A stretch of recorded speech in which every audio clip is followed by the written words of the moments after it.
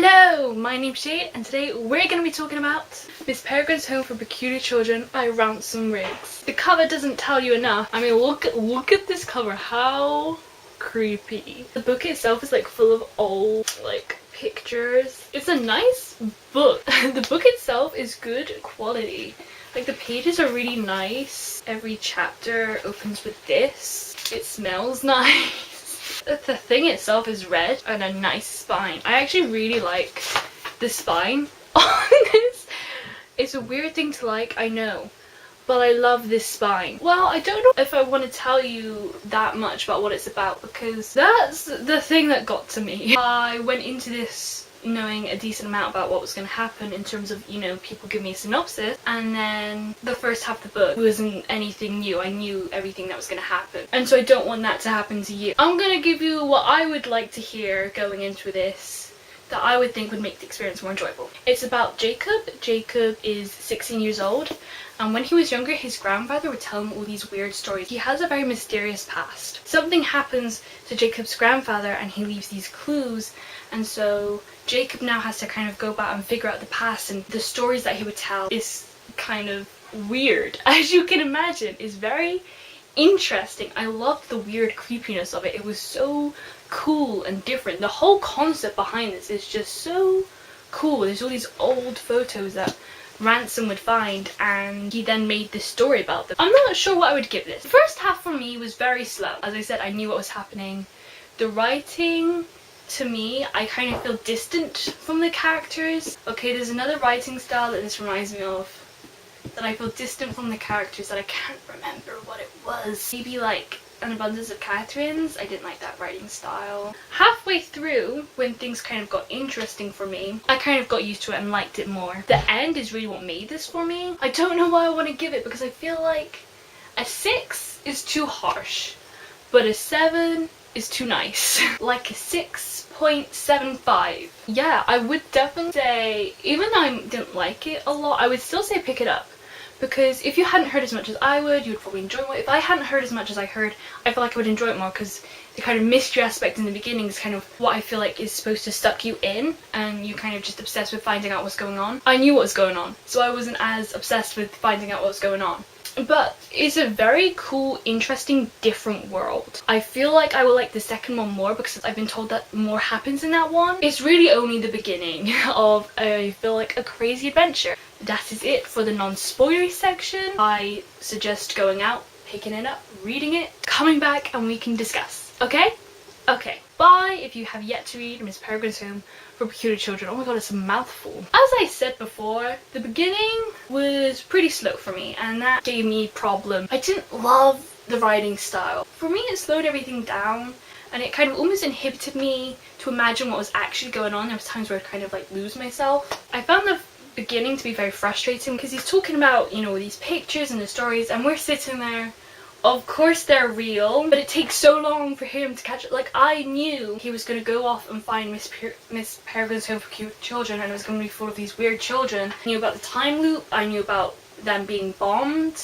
Like, I knew all of the things that he was trying to find out. I wasn't in love with Jacob. Ooh, in my mind, he reminds me of Greg from Me on the Dying Girl. Didn't like him. Towards the ends, I warmed up to it. In the parts that I did like in the beginning, I did like when he did go to try and find his grandfather. It was suspenseful and crazy, and his grandfather was missing and driving around. That part was kind of exciting. So we go to this weird island. We've just been told how dangerous it is by that Martin. Is his name Martin? That guy. I really like. Next day, and he's like, Dad, I want to go explore. And his dad's like, yeah, but it's dangerous, don't think you should go on your own. He lets him go anyway. Go find someone reliable. Ha! Never met a teenager, sir. Oh, and then he found those 2 Nimrods. He told about the story about how these kids were killed by a bomb. I feel like Jacob believes him, even though he has a letter dated after that. So he knows they weren't. Very frustrating. And so I know that there's a time loop, right? And I'm thinking, okay, well, how do we get into this time loop? Like, what does this riddle mean? Because I couldn't figure it out. Old man was the bog man, and his tomb was the Karen thingy. The amount of times where I'd have a question, and like the next page, my question would be answered. I'd be like, oh, Why, thank you, Ransom. I didn't catch on for a couple seconds when he went into the bar and no one recognized him and it wasn't Kev. Took me a couple seconds to catch on. I liked the concept behind the pictures, but at times kind of felt forced. I really liked Millard, the invisible boy. He was without a doubt my favorite character, and Miss Peregrine. I think actually they're both my favorite characters. They were the funniest. I Miss Peregrine. She kept being really funny, and I don't know if she was trying to be funny or if it was just like her genuine behavior. Polite persons do not take their supper in the nude. I liked her. She had a lot of depth to her. I loved how passionate she was about the kids and the time loop. The whole inbrim thing is crazy. There's a certain type of peculiars that can turn into birds, and they can also control time and create time loops and such, and there's time loops all around the world for these peculiar children to keep them safe. That's so cool. Love superpowers. Like, I know it's been done before, but it's never too old. But this one is completely different. It's so cool and like well thought out. I love the world so much. And then Emma and Jacob kind of start to talk about how much they like each other. It's almost insta-lovey. And the whole section when we found out that there's been a bunch of sheep murdered, that was so random. I was like, this must have relevancy because it's so random and we've been talking about it for so long. And I was just like, I started to like hypothesize like crazy. Who killed the sheep? And we have that Eknok guy. He gave me the heebie-jeebies. Don't like him. He played that little game with the brother who was dead. His power is insane. Crazy powerful ability. And it worries me because he's a jerk. I can see him betraying them. And then Emma and Jacob actually kiss and they're kind of in a relationship and it's kind of weird. And we find out that Jacob is peculiar and I'm sitting there like, no duh! He has the same ability that Abe had. He can see the monsters. I'm still holding on to the fact that maybe there's something more to it because I feel like he's not like our main guy. I feel like he would have some kind of crazy important ability. I guess it's important, but still. Miss Aboket. Her house has been stormed by the monsters. Were they by wit? And so we find out that the wits are coming after the imbrims. So a hollow is the monster thing with the tentacles coming out of the mouth. People wanted to become Time Lords and just live forever and rule over everyone, but it backfired and so it created a bunch of hollows, and a wit is a hollow that is fed on a peculiar goodie. Again, crazy cool. Like, I don't think I've ever read anything that has monsters like that. And it's a tough situation because you can understand where he's coming from. He can't just say goodbye to his family and never see them again. But at the same time, he's safe in the children's home and he's met this whole new world, and how could he go back from that? Like, of course he's gonna stay. And then Martin goes missing and it turns out that he died. I really liked him. I was very upset when we found out that he had died. And then we come up with this genius plan. So we're gonna go make him, come back to life, and we're gonna ask him what killed him and where it was. And so what's a smart idea? Like, going out of the time loop, even though you might well die because you're gonna wither like the apple did. So we're gonna sneak out of the time loop.